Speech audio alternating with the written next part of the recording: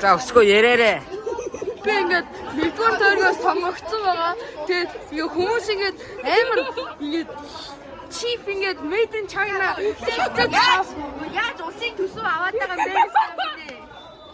Улсын төсвийг ингээд хүмүүс ингээд амар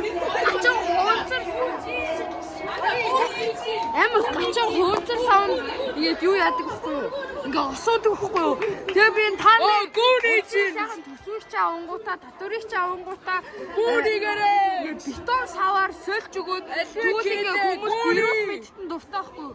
Бид нар ингээд яг одоо хуунцар ууж байгаа байхгүй тэд нар. Тэгэхээр бид нар тэр хүмүүсийн амьдралд хэрэгтэй болгож хуунцар биш бетон савнуудыг хэрэглэлтэнд оруулах хэрэгтэй. Тэр метро энтер бол маа шүү.